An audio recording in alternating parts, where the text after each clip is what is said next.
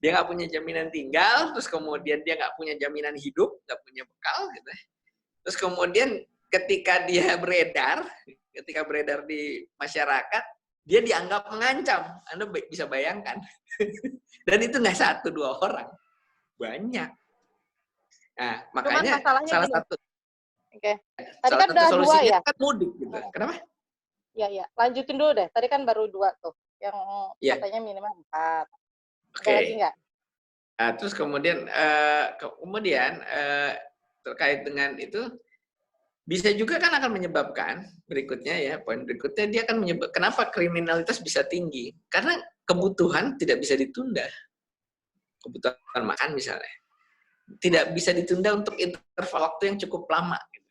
Dia nggak punya penghasilan, nggak punya pemasukan, tapi dia harus punya effort gitu. Dan kemudian effort itu harus dibayar dengan kebutuhan makan minum dan kebutuhan pribadi. Ketika itu tidak terpenuhi, maka muncul potensi kriminalitas. Dan kemarin kan sempat heboh ya di tengah-tengah PSBB itu di Jakarta, orang lari aja diambil HP-nya. Orang ini ya banyak sekali lah kejadian-kejadian Meningkat. kriminalitas. Nah, kemudian yang ketiga, gangguan jiwa, stres.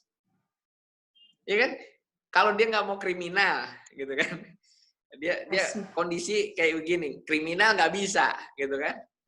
Diem akhirnya, stres, gangguan jiwa. Berarti gangguannya gini, lebih baik stresnya itu berarti gini, lebih baik sakit daripada nggak punya duit gitu ya, bisa nggak sih? Nggak juga, terlalu nadir ya itu perbandingannya. Cuma maksud saya itu kondisi real itu 3 poin. Terus kemudian yang keempat dia nggak bisa kan dibilangnya bisa nggak orang survive di masa pandemik gitu. Ternyata nggak semua orang bisa survive, nggak semua bidang bisa survive, ya kan? Nah akhirnya kan sebenarnya nggak ada solusi gitu. Akhirnya ada yang memang tadinya karyawan kantoran karena di PHK atau di rumah kan akhirnya dia jualan makanan dan kemudian jualan makanannya bisa online dan sebagainya lah, kira-kira begitu. Ada, tapi kan yang kalau itu makanannya enak gitu kan, kalau makanannya nggak enak, terus kemudian nggak bisa masak, nggak punya keahlian, ya and everything gitu. Jadi dia akhirnya hanya mengharapkan bantuan dan saya lihat yang kayak begitu nggak 1-2 orang gitu, akhirnya banyak. Nah, apakah itu hanya terjadi di Jakarta? Enggak, terjadi di kota-kota metropolitan atau kota-kota industri. Itu terjadi. Nah, terus gimana dengan penanganan COVID-nya sendiri gitu? Ya ini kan akhirnya ya, di lapangan itu berbenturan. Di lapangan itu berbenturan. Dan contoh kalau persiapannya kurang matang itu bisa terjadi kayak di India. India itu baru 3 hari lockdown yang saya lihat di hari pertama, hari keduanya tuh polisi sangat tegas gitu, aparat sangat tegas, dipukul, disuruh masuk ke rumah. Hari keempat chaos. Itu juga terjadi di Iran. Begitu kan, katanya gini, tiba-tiba hari kesekian chaos. Perebutan ini di tempat lihat Iran. Supermarket, ya kan? Nah ini ya makanya jadi persiapan itu tidak mudah karena ini akhirnya jadi kumulatif. Nah kemudian apakah pemerintah siap dan sebagainya? Saya pikir ini pemerintah punya batas kesiapan. Artinya dia siap, tapi kemudian juga tidak bisa untuk long term. Gitu. Karena kalau long term, ya banyak sekali yang harus disesuaikan. Dan kemudian tadi tuh poin-poin yang tadi saya bilang yang 4 poin di awal tadi kan ya tetap jadi perhatian. Saya waktu itu di tengah-tengah COVID itu atau gini misalnya. Contoh lagi ya, untuk poin yang soal stres tadi. Stres ini kan nggak di umur tertentu, benar nggak? Anak-anak yang sekolah itu kan stres juga. Yang nggak tadinya biasa main di luar, terus kemudian sekolah ketemu teman-temannya, stres juga. Jadi waktu itu ada Zoominari kayak begini, pembicaranya psikolog dari UI gitu ya. Itu juga cerita gitu, anak-anak rentan. Akhirnya kan jadi semuanya jadi banyak nih. Atau terus kemudian apakah orang kalau pakai alat alat kesehatan, hazmat misalnya, APD, kan kalau dilihat di TV kan, wah orang pakai APD, resiko ketularannya mungkin lebih terkendali. Kalau gitu orang beraktivitas pakai APD aja semua, kan nggak juga gitu. Logika saya kan sederhana ya, logika publik kan sederhana. Kalau gitu pemerintah adain aja APD, jadi orang bisa kerja, bisa normal. Facial aja cukup, nggak usah harus ya, hazmat makanya yang lengkap. Ya itu salah satu bentuk new normal. Ya, akhirnya kan tatanan dunia baru. Tatanan dunia baru. Akhirnya masuk nih era baru. Nggak mungkin nih, tadi kan ya, dengan kondisi ada kebijakan, terus nggak mungkin bertahan untuk long term. Gitu. Nah, kemudian gimana nih? Ya, memang harusnya acuannya data. Ya, memang data menunjukkan belum ada penurunan, masih fluktuatif lah untuk Indonesia. Walaupun juga sebagian kalangan bertanya, emang itu data benar? Kan nggak ada yang tahu nih hari ini. Data versi mana yang benar gitu kan? Karena di awal-awal kan banyak sekali versi. Oke, ambillah kita misalnya data versi pemerintah itu adalah yang jadi acuan. Faktanya masih menunjukkan data tersebut masih fluktuatif ya, artinya masih kadang naik, kadang turun dan sebagainya. Terus kemudian sebaran kayaknya belum turun ya, naik terus. Maksudnya sempat agak melandai. Awal PSBB, kemudian, awal PSBB tuh. Ya, terus kemudian juga terjadi pergeseran. Jadi kalau kemarin fokusnya di Jakarta dan Jabodetabek banyak. Sekarang kan hari ini Jawa Timur yang paling tinggi. Terus kemudian diikuti Jawa Tengah. Nah, jadi ini menarik juga kalau saya lihat gitu. Jadi apa namanya? Bukan pergeseran, ya sudahlah, tapi nambah kali. Epicentrumnya nambah. Epicentrumnya nambah ya. Artinya gini, pusatnya nambah. Jakarta kan belum beres gini-gini. Belum beres. Benar. Jakarta belum beres, PSBB masih diperpanjang. Nah, bagaimana nih, Bu Erma kan nih pengamat antariksa ya. Kan dalam hal ini maksimal pemerintah tuh 3 bulan. Ini udah pekan ke-10 kan. Ya berarti kan kalau pekan ke-10 tinggal berapa minggu lagi gitu maksimalnya kan yang bisa tahan gitu. Nah, kan menurut beberapa sumber dari LAPAN juga kan menyebutkan kalau ya data apa ya si dropletnya itu kan justru bisa menyebar juga di udara ya maksimal 3 jam begitu kan. Coba bagaimana Bu kira-kira dengan ya ketahanan pemerintah kan kira-kira hanya 3 bulan. Gimana? Sebenarnya itu hasil simulasinya ya. Kalau pemerintah saya pikir mungkin masih bisa, tapi juga kalau long term ya tetap berat. Oke. Itu dari hasil simulasi kan otomatis maksudnya ketahanan maksimalnya. Kalau ke belakangnya kan tentu mungkin ngeluarin segala macam ya kan. Ya betul. Segala hal ngeluarin. Gimana nih? Ya saya komentar dulu ya. Saya bisa komentarkan ya. Boleh. Jadi 3 bulan tadi menurut saya adalah 3 bulan tadi menurut saya adalah angka yang unik ya. Jadinya kita sekarang dapat nih ya bahwa saya nggak tahu juga walaupun statementnya perlu divalidasi dulu ya soal 3 bulan ini. Source-nya dari mana?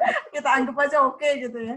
Artinya kita kan sudah 2,5 bulan gitu. Jadi masih ada waktu sekitar 1,5 bulan lagi untuk mengendapkan jadi 3 bulan dan tadi seperti dikatakan bahwa efektivitas orang secara psikologis dari aspek masyarakat ya, sosial ekonomi, kemudian juga dari sisi pemerintah kemungkinan memang maksimal kemampuannya itu dalam waktu 3 bulan ini. Terus kan terus gimana setelahnya kan gitu ya pertanyaannya. Yes. Next-nya gimana gitu habis itu gitu. Jadi sebenarnya pertanyaan saya itu sebenarnya saya pengen nanya lagi sebenarnya gitu. Sebenarnya kita itu ke arah yang maksudnya gini. Seberapa besar sih kehancuran yang akan terjadi ditimbulkan ya sebagai dampak yang timbul dari COVID-19 ini? Seberapa besar kehancuran yang akan kita semuanya ya di seluruh dunia ini alami gitu. Nah, untuk case di Indonesia juga seberapa besar kita menuju kepada kehancuran tersebut. Sebab gini ya, tadi misalnya katakanlah bahwa yang paling terdampak itu adalah masyarakat yang tinggal di kota-kota kan, industri, berbasis industri sebagai apa? Sebagai salah satu atau source utamanya untuk mereka hidup. Nah, yang didukung oleh industri gitu ya, itu kan nggak akan survive nih. Katakanlah begitu ya. Kita anggap bahwa dia punya tingkat survive-nya yang terendah lah begitu. Oleh karena itu kemudian orang ini menyebar nih kan. Secara pola orang mulai menyebar begitu dengan pulang kampung dan mudik itu ke desa-desa. Artinya kan ada movement populasi gitu ya. Ada populasi orang yang melakukan penyebaran ke wilayah-wilayah yang justru di desa-desa gitu, yang berbasis agraris, katakanlah begitu. Nah, apakah ini juga kemudian bisa kita katakan the new gitu ya, the new normalnya itu mungkin juga nanti orang-orang akan punya gitu ya, kita mungkin bisa tertatih-tatih lagi untuk punya kemampuan-kemampuan yang berhubungan dengan keahlian di bidang agraris, dan kita mulai sedikit demi sedikit meninggalkan industri sebagai mata pencarian utama kita gitu ya. Masyarakat di kota mulai menyebar juga ke desa-desa, membangun desanya kembali. Kalau agraris kan lebih ini ya, lebih survive, dan memang sebenarnya secara geografis saya kira Indonesia ini kan lebih cocok dengan pendekatan agraris itu. Artinya masih sangat banyak wilayah-wilayah yang tidak tersentuh, dan selama ini ya karena kita kan nggak seimbang gitu. Pusat-pusat perekonomian adanya di kota-kota besar aja, kemudian desa terpinggirkan dan sebagainya. Apakah ini akan menuju ke sana? Kalau saya optimisnya begitu kan. Saya optimis bahwa Indonesia masih sangat kaya secara wilayah ya, sehingga kita tidak bisa seperti Iran. Kita juga tidak akan seperti India gitu. Tapi kita secara masyarakat punya daya survive yang sangat tinggi saya kira gitu ya. Masyarakat Indonesia atau Nusantara ini dengan salah satu cara yang natural tadi, mereka akan melakukan penyebaran gitu ya, penyebaran ke wilayah-wilayah urban begitu, sehingga yang terjadi adalah di desa-desa itu kembali hidup, sektor-sektor agrarisnya, pertanian, peternakan, dan seterusnya gitu, sehingga sih diharapkan itu bisa menopang gitu ya, membuat orang kembali bangkit untuk menemukan kesetimbangan tadi gitu, kesetimbangan di era setelah bukan setelah sih sebenarnya, tapi memang masih di pandemi yang sangat panjang ini. Karena kalau enggak, kita mau punya formula gimana gitu ya? Karena yang di kota tuh sudah habis gitu sumber dayanya kan untuk bertahan, dan orang nggak bisa survive gitu. Tadi seperti dikatakan dengan Henry, semua kena dampaknya, termasuk anak kecil juga punya potensi untuk beban psikologis yang berat gitu. Sehingga apa yang perlu kita lakukan kemudian bagaimana memformulasikan atau memodelkan atau menyimulasikan tingkat kehancuran kita seberapa besar, dan pola apa sebenarnya yang paling cocok nanti akan dilakukan untuk membantu masyarakat untuk survive tadi gitu. Ya kalau misalkan kita menghidupkan lagi desa-desa, saya kira itu satu pilihan yang cukup tepat gitu ya. Walaupun dia tentu perlu diuji, disimulasikan, tapi itu satu opsi yang membangkitkan optimisme baru bahwa masyarakat Indonesia itu bisa survive menghadapi gelombang panjang pandemik yang nggak tahu kita gitu sampai kapan gitu. Sekarang juga ada penambahan epicentrum, terus gelombangnya juga di berbagai negara aja. Yang Korea sudah ada gelombang yang kedua, Singapura juga begitu, udah mulai gelombang yang kedua lagi. Jadi kita juga nggak tahu gitu kan. Ketika turun tuh belum tentu nggak ada lagi kenaikan gitu. Ternyata bisa ada gelombang yang berikut-berikutnya. Jadi ya. Tapi kalau saya melihat dari sisi masyarakat, saya yakin gitu. Saya punya satu optimisme bahwa kita tuh nggak hancur-hancur amat lah gitu ya. Mungkin kita akan kembali pada pola bercocok tanam gitu ya, walaupun kita tertatih-tatih lagi, membangun generasi mudanya untuk menyukai sektor pertanian lagi dan sebagainya gitu. Mungkin kita akan lebih mengandalkan keahlian kita di bidang atau di hal-hal seperti itu gitu ya.